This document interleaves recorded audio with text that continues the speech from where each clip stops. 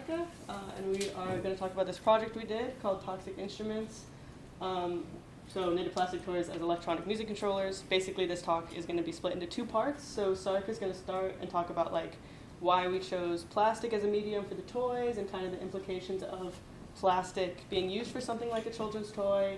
And then I'm going to talk about a kind of more practical walkthrough of how the system works. So we built an AI system in Super Collider to work with this project, so how that works, why the code runs the way it does, and why it's interesting to use with these knitted toys.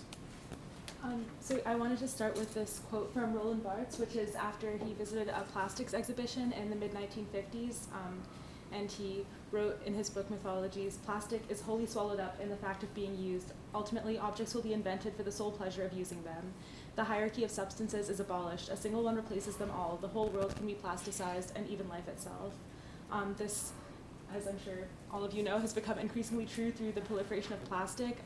Microplastics, which are created through the progressive fragmentation of larger pieces of plastic, have become ubiquitous in marine environments through the millions of tons of plastic that are in the ocean each year, or that enter the ocean each year. And these bits of plastic become environments for various bacteria and viruses, creating new life even as they poison other forms of life.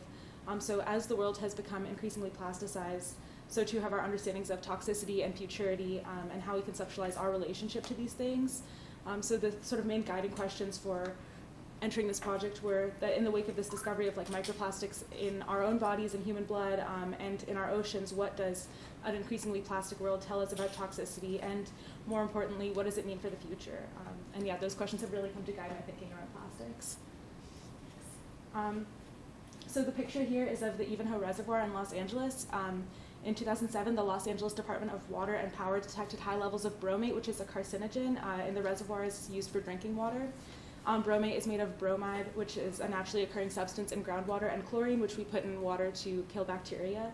And when bromide and chlorine are exposed to sunlight, they react and form this carcinogen bromate.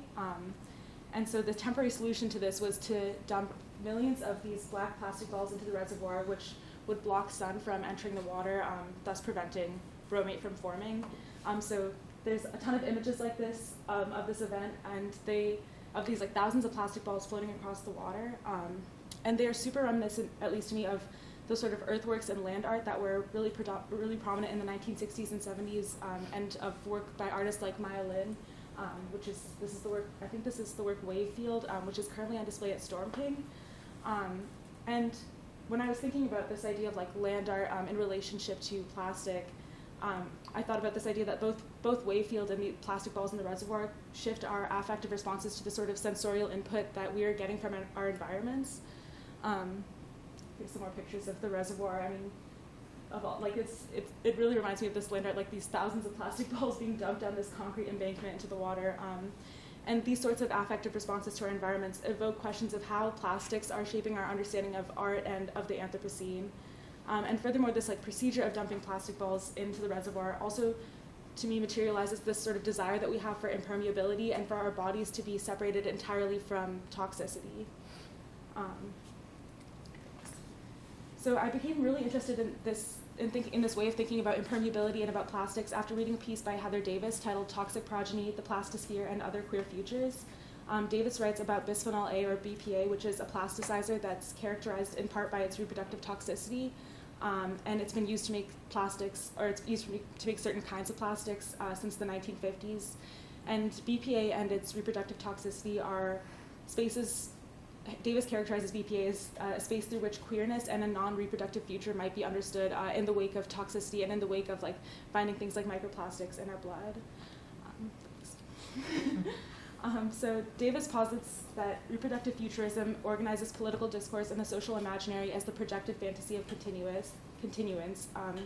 So this is especially true when it comes to environmental discourses. We often see things like protect the children and things like that, where the notion of reproductive futurity is precisely what we are called to protect, in these very ubiquitous appeals to protect our children, protect future generations, things like that.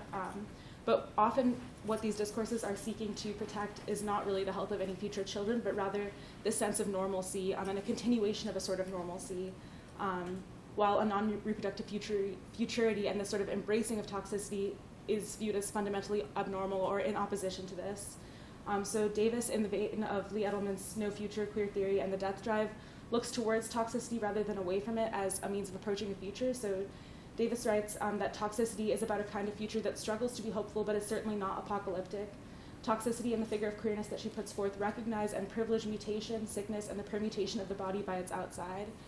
So this embracing of toxicity is particularly important because, as the plastic balls in the Ivanhoe Reservoir show, this sort of fiction of impermeability is one that has come to define 21st century understandings of art and of the Anthropocene. And additionally, this sort of separation from toxicity is not really one that's accessible to most people. And these lines of access of who gets to separate themselves from toxicity and who gets to sort of be impermeable to the toxins in our environment echo existing power dynamics. So one really striking example of this is Mossville, which is pictured here, and it's a primarily Black community that was infiltrated in 2012 by Sasol, which is still a company hoping to expand their petrochemical plants. So like many petrochemical plants, the petrochemical plant in Mossville leached thousands of pounds of vinyl chloride into the environment, which is an offshoot of PVC production. And it's known to have really adverse health impacts. So the toxins released from the petrochemical plants located in Mossville led to a drastic increase in a wide range of health problems among residents, such as cancer and asthma, so much so that there was a part of Mossville that became known as Cancer Alley. Mossville's population is particularly important here. Their exposure to toxicity was not something that they had any control over, and it was rather a symptom of their disenfranchisement. They were, like I said, a primarily Black community, a primarily low-income community, and they didn't have the sort of political power needed in order to prevent a company like Sasol from coming into their neighborhood in the way that rich and white and affluent communities might. So Davis points out that this drive for impermeability is ultimately an exclusion both of the new life that toxicity has created, the sort of like microbiomes that are existing on microplastics, but also of those already living in toxicity, like the residents of Mossville. Mossville's residents were subject to the slow violence, or what some authors like Zakiya Mon Jackson call ontologized plasticity, not by their own free will, but because their homes, communities, and lives were understood as being fundamentally disposable. Sorry, you see on that slide? I'm sorry. That's okay. So Davis writes that plastic's inheritance, the wealth, and the supposed safety and sterility that it brings to certain people depends on the disposability of Black, Indigenous, and poor communities. So the disposability of disenfranchised communities, such as the communities in Mossville, can also be understood as this idea of being made fill, which is a term that Marissa Solomon uses in her article Ecologies Elsewhere, Fly in a Spill, and Black Women's Fugitive Matters. So plastic is kind of like the waste infrastructures that Solomon describes in this article.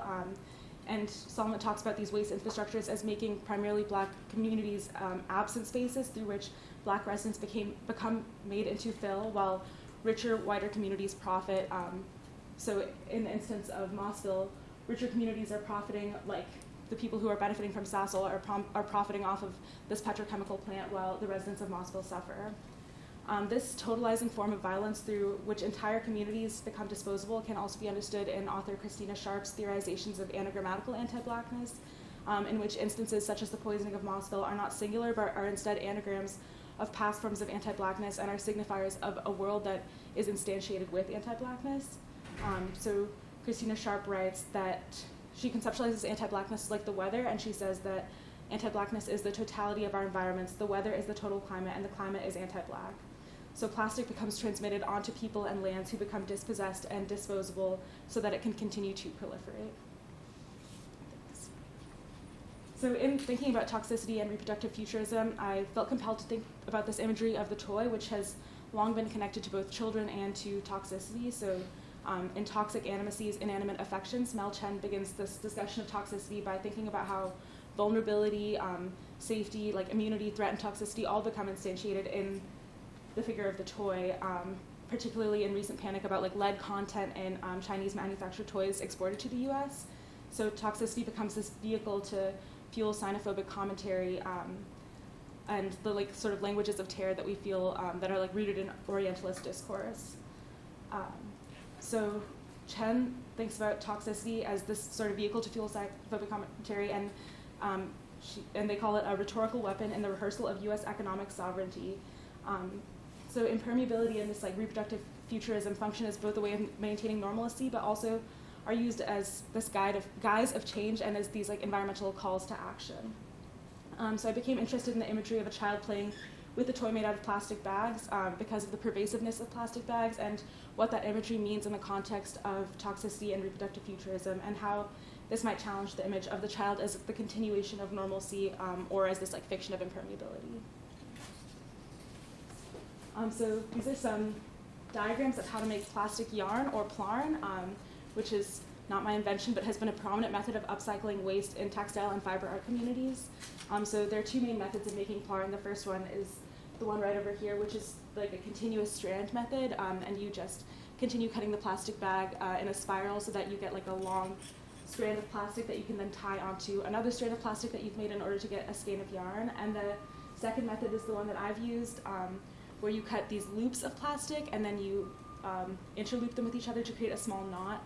I just find it a little more durable, but you can get you can get a skein of yarn by doing this to your plastic bags. So I created this plastic teddy bear out of plastic bag waste collected from around New York City. So pictured over there is like the knitting in progress, and then here's the finished teddy bear. So I made plarn using the aforementioned looping method, and then I spun the loop strips using my fingers and a drop spindle. And the teddy bear is meant to invite viewers to play with it, engage with it, and kind of really get their hands on it. I think maybe people can relate to this, that I think a lot of us have like these childhood teddy bears that get like really torn up and they get super gross because we've had them forever, and I think that it sort of invites people to like get their hands all over it and touch it and be rough with it. And I think that also forces people to sort of engage with this materiality of plastic, and the fact that like it's a material that will far outlive all of us. I work as a textile and fiber artist, and so I liked this idea of playing with knitted material and playing with the sort of ideas of domesticity and nuclear families that fiber arts like knitting are often tied to. And it also took a really long time to knit, and I think that plays with this idea of time that becomes instantiated in our discourses around plastic, because we have all these plastic bags that we're told that we can just throw away after one use, and it's interesting to me to consider what it means to work with a material like that, and to think about a material like that as like being precious or being something that you really want to like work with and knit with and take a lot of time to use, even though it has this sort of disposable nature to it. And so inside of this knitted plastic teddy bear, there's a contact microphone which picks up vibrations based on contact. So when you play with it, the plastic knit fabric hits the contact microphone, and you can see here that it's like got a little thing sticking out of its arm, so that's connected to a 1/4-inch cable, which is then connected to an audio interface, which was then connected to my computer, and my computer is running a program built by Emma that Emma will explain later on in the talk. So that way my computer can respond to the input of someone playing with the toy to create an original piece of music. So this interactive musical element encourages viewers to play and engage tangibly with the toy rather than remaining passive viewers. So in the article cited here, Ultralife and Decolonial Chemical Relations by Michelle Murphy, Michelle Murphy outlines the unequal ways that we are impacted by chemical violence and how we are inextricably tied to it. So they reject analysis of chemical violences that pathologize disenfranchised communities, or view chemical violence as distinctly separate from lived experience, and instead suggest that we embrace this concept of ultralife, or life already altered. So much like Davis and Chen's criticisms of impermeability, ultralife suggests that many of our lives have already been permeated and altered by toxicity and chemical violence. So Murphy writes, studying ultralife requires bursting open categories of organism, individual, and body to acknowledge a shared entangling and an extensive condition of being with capitalism and its racist colonial manifestations. It asks that we situate life as a kind of varied enmeshment and enfleshment in infrastructure and in each other's lives. So we're constantly entrapped in the lives and conditions of other people and other objects that we're surrounded by. And so this concept of ultralife is a tactic for taking back the epistemologies that have constitutively erased the violence that props them up. And it necessitates this active shift in how we engage with questions of toxicity. So in making the plastic toy, I'm asking viewers to confront their own relationships to chemical violence, both how they're being harmed by chemical violence and how they might be benefiting from other people being harmed by chemical violence. So in the sort of interactive element of the toy, I hope that this encourages viewers to engage actively with a toxic object and to confront this fiction of impermeability. So here I have a quote from Discarding Well, A Theory of Change by Max Legoron and Josh Leposki, who quote Michelle Murphy and write, "When difference meets power, discarding is about what forms of life are supported to persist, thrive, and alter, and what forms of life are destroyed, injured, and constrained." So I think that this sort of poses the question of what might it mean to embrace the new forms of life living on microplastics, which Davis calls our plasticized microbial progeny. And I think that these forms of interactive engagement with the plastic toy reaffirm the restructuring of social structures that both Michelle Murphy and Heather Davis call for. So both Michelle Murphy and Heather Davis say that rather than relying on categories of the nuclear family and human and non-human, we should burst open these categories of organism, individual, and body, as was in the quote before, to acknowledge the sort of shared entangling with each other. And Davis writes that we should learn from queer social structures or of families not based on biology and lives not necessarily afforded protection from the state or other institution of power. So all of this is to say that in creating the toxic instrument, our hope is that our approaches to a changing world will not be based on this fiction of impermeability, but rather as an unflinching openness to toxicity and the ways in which we are constantly enmeshed in each other's lives. Cool. So now I'm going to talk a little bit about how the music generation system works that the toys are connected to. So Sarika mentioned how there's a contact mic in the toy. And so basically any sound that is made when you play with that toy is going to be sent into a computer, which is going to then generate kind of a lengthy piece of music. And so there's kind of 4 goals that I had when I was building this system. The first was, there's a lot of talk about live code, and that's kind of an interesting thing to talk about here, is that Super Collider, you can enter in these rhythmic patterns into Super Collider that will then produce this music.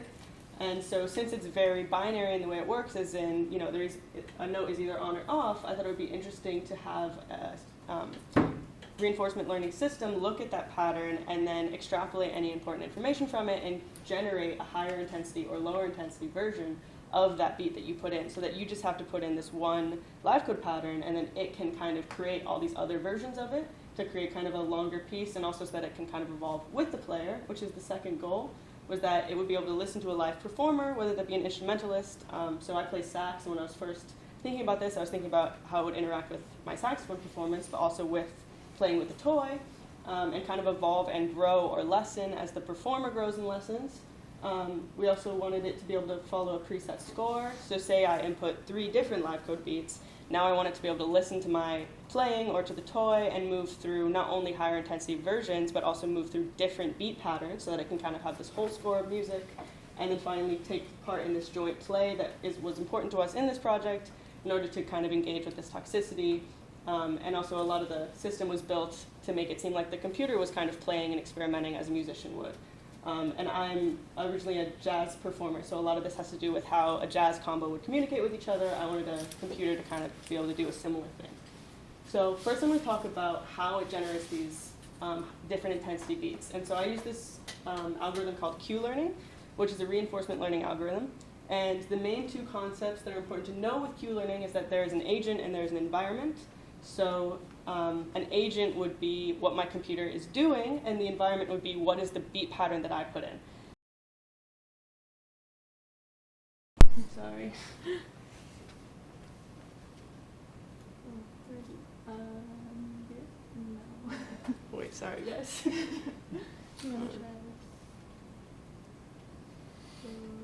I don't know why it just closed. Oh, there it is.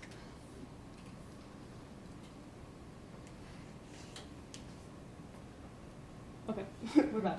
So the agent will act on the environment. So if you have a starting beat of, say, 4 rests, the computer is going to look at that in a kind of binary way. So it's going to look at it as 4 zeros, right? And it gets a little more complicated because we don't just use quarter notes, but this is like kind of a simplistic way. So you have this starting environment of 4 rests. Then the computer system is going to act on that environment in order to make it a more intense version of it. So a possible action would be to invert these zeros to 4 ones, which will make it 4 quarter notes. So we have our starting state, our action, and our ending state.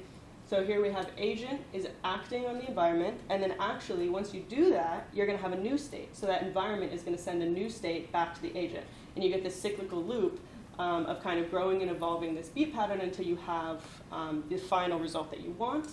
And then where reinforcement learning comes in, the reason it's called that is because not only do you have this cycle, but you also have what's called a reward. So when the computer or whatever agent it is acts on the environment to make it 4 quarter notes from 4 rests, that is more intense by my system standards. So there's less space, there's more notes, there's more space filled. So that's going to have a positive reward. So here's an example of what this Q table is going to look like. So when you have Q learning, the reason it's called that is because you have all these mathematical equations that create this table where you have this starting state and you have 3 possible actions that you can partake on that state. So say action 1 is inverting the zeros. Now you have a more intense version of the beat. You have 4 quarter notes instead of 4 rests, so you're going to give that a positive 10 reward. Action 2 maybe is to do nothing, is to just leave it as 4 rests. Well, that's clearly not more intense. It's the exact same beat. You're going to have negative 10 reward. And then let's say you have an action where you just change 1 note to a quarter note. Well, that's slightly more intense, but it's clearly not as good as the 4 quarter notes, so you're going to have a slightly lower score. So we kind of wanted it to, again, be taking part in this kind of joint play experience with the person playing with the toy. So it's not deterministic like this. You might have some randomness, which is where kind of the fun comes in. So let's say you randomly invert. There's a 50% chance you invert the beat, and there's a 50% chance that you do nothing. So action 1 during the training phase may have gotten a plus 10 score, but then in actuality, when you run it, well, it doesn't get that same random generation. So now in actuality, it's going to get that negative 10. And that's okay. We want the computer to be able to experiment and make mistakes the same way a musician would. And it also means you're not always going to get the same output every time you do it, because different actions may have different scores depending on what happened in the training phase. And the training phase might not even be exactly what happens when you actually run the system live. So great. So now we're able to generate these different intensities. And it's the same concept for lower intensity, but backwards. But the system can work either way. So now we want to be able to listen to this live performer and kind of grow and evolve with them. So basically we'll show a video at the end, and this system is going to output these numbers that are going to kind of tell the user what's going on. So it's going to say total score at the beginning of every period of time. That's just to say that a new period has started. It's just for the viewer's benefit. It doesn't have anything to do with anything going on under the hood. But this first number is going to be what I'm going to call a period score. So basically, the computer is going to look at different time periods that are around 5 seconds each. And it's going to give a score for how intense that period of time was. And the way it's going to do that is it's going to use what I like to think of as like little musical knobs. So we have an amplitude knob, pitch, and prevalence. So basically, here's some very simple pseudocode.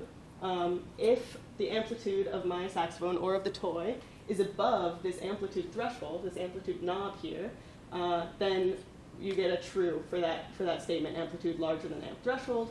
And then on top of that, if the pitch is above the pitch threshold, so if, say, I'm playing above 440 hertz and that's my pitch threshold, then the period score is going to go up by 1. But the period score is not going to just be 0 or 1. You can see that it's 13. So what's actually going to happen is Super Collider works as kind of like frames.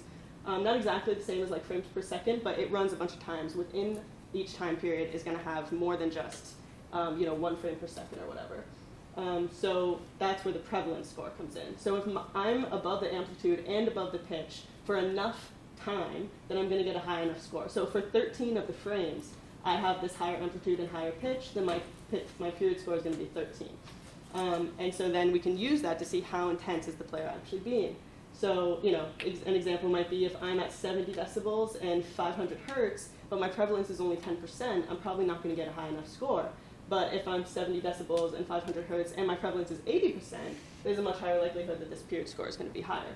So there's a couple more knobs that I now want to add, because we don't want to just look at am I intense for one time period. We want to make sure I'm playing in an intense way for a multitude of time periods in a row. So then we have these other knobs, period and count. So if my period score is above 10, the count score is going to increment. And then if the count is above whatever that knob is, let's say 2, it's actually going to trigger the next section of the piece. So that's how it knows when to go to the higher intensity version of the piece. So an example might look like this. I start with 0, 0. I have, low intensity, low count. Nothing's happened yet. This is the beginning of the piece. So in the next 5 seconds, maybe I play a pretty low intensity thing. Like maybe in the toy, I'm just like crinkling it a little bit, but I'm not being very intense, so I get the score of 5. Then in the next period of time, now I'm playing with significantly more intensely. I get this score of 11 because the pitch is high and the amplitude is high and frequency is high. So this count is going to increment to 1. And then in the next one, I play even more intensely. I get a 13, the count goes to 2, and it triggers the next section of the piece. So now it knows to go to the higher intensity version of the beat that it has generated. But we want it to be multiple intense periods in a row.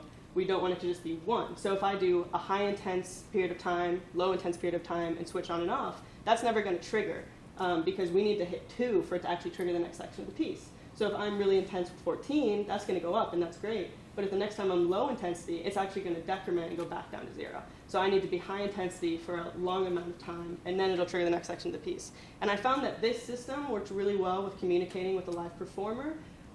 It felt more like when I was playing in a jazz combo, if you're intense for just like 1 second, and then you go straight back to being this low intensity thing, you're probably not going to want the drummer and the bassist to kind of raise an intensity with you. You kind of want to see over time how is it evolving and how is it growing. So that's kind of what I was trying to mimic with this system. So cool. Next step, which is probably the simplest step given how Super Collider works, is to just be able to follow a kind of preset score. So have these multiple live code beats given in. So let's say I have this score that I'm giving to a computer, and I've given it 2 beats, beat number 1 and beat number 2. So we start with given beat number 1, and it's playing this beat, and I'm playing saxophone or I'm playing with the toy. So let's say I'm playing with the toy, and I'm playing at a very high intensity. It's going to hear that I'm playing at this high intensity, and it's going to be like, okay, I know that they've been playing at a high enough intensity for a long enough time, so I'm going to play now this high intensity version of beat number 1 that I've generated. And then maybe I go back to low intensity. After I've had enough time playing at the high intensity, I'm trying to communicate it, I want to switch.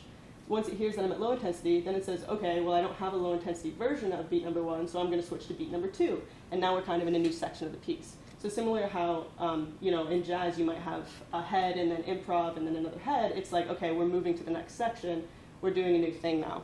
And so if I'm high intensity after beat 2, then it says, okay, I'm going to play the generated high intensity version of beat 2 that I've created. And then I start playing low intensity, but I've told it to generate a low intensity version of beat number 2. Well, now I can do that too. So now from 2 beats that I've given it, it's created 5 separate kind of pieces of live code patterns that it can play with me, and then if I'm low intensity again, it knows to end the song. So in this way, it feels very collaborative, and it feels like you're really playing with another musician in a way that I've found that just these deterministic systems feel a little less collaborative and a little less mutable. So yeah, and that way it kind of is following this predetermined score that we've created for it. So the last part that I wanted to talk about is this concept of taking play and joint play and how it connects to Sarika's project with her toy. So this is kind of where the randomness is really fun because, as a human, you're playing with the toy and you're not sure what's really going to happen, obviously. You haven't looked at the code, you don't know, it's kind of a black box to you. So you're playing with it and you're messing with the toy and, something might happen. Maybe it'll grow in intensity. Maybe you're not being intense enough and that'll tell you that you have to, be really rough with it to make it move to the next section. In the same way the computer doesn't know what's going to happen because of this randomness that we've added into it. So it knows that action 1, on average, has a positive score, but, that doesn't mean that it actually will, which means you get this interesting, evolving piece of music where every time you play it, the computer is going to come up with new things and come up with new ways to communicate with you as, a collaborative musician would. Okay, and then we have a short video demo to kind of show how it works. Just for reference, the period threshold here is 5. So if our intensity with the toy is over 5, it'll increment that count. And if the count threshold reaches 3, that's when it moves to the next section of the piece. And this is super short, just to show kind of how it works. And I know there's feedback, so I'm going to try to be quiet when I do this. Should I press play?